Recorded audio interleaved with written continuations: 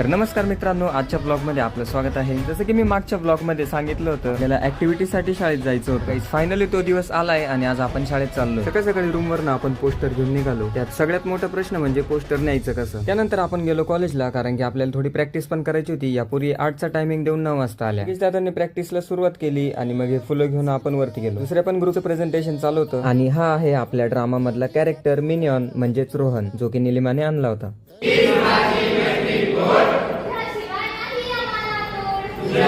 दुसऱ्या ग्रुपचं पण प्रॅक्टिस झाली होती आणि आपण प्रोजेक्ट वगैरे घेऊन निघालो आणि त्या पोस्टरचे 12 वाजवले होते आम्ही कॉलेजमध्ये। त्यानंतर कॉलेजच्या बाहेर आलो।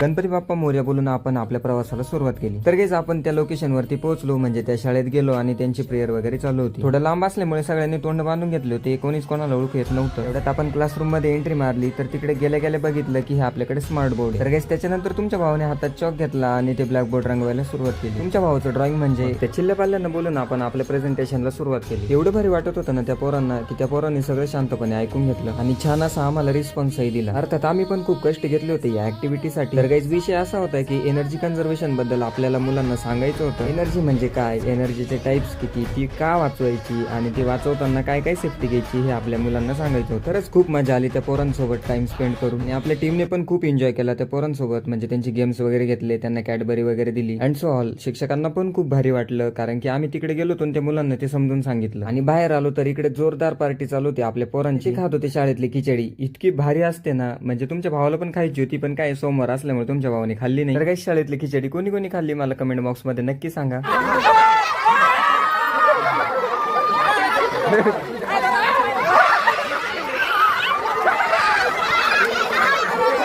तर लहान मुलं म्हणजे देवाघरची फुलं असतात, पण आम्हाला असं रिअलाइज झालं की लहान मुलं खूप आत्राप आणि खूप आगाव असतात। आणि सगळ्यात मोठा विषय म्हणजे ह्या कार्यकर्त्यांचा। हे महाराज त्यांची लव्ह स्टोरी 4थीलाच असताना आम्हाला सांगत होते। आपण 4थीला असताना आपल्याला कवडीची अक्कल नव्हती त्या बाबतीत, पण आत्ताचे पोरं इतके ऍडव्हान्स आहे ना की विचारूच नका। आमच्या गुरुदादांनी डायरेक्ट त्याला डान्स करून दाखवलं नाही की त्याला खुश करण्यासाठी। मग गाइस आपल्या दुसऱ्या ग्रुपवाल्यांना आपण बाय बाय केलं, कारण आपल्याला थोडे फॉर्म वगैरे फिलअप करायचे होते, त्याच्यामुळे आपण थांबलो होतो।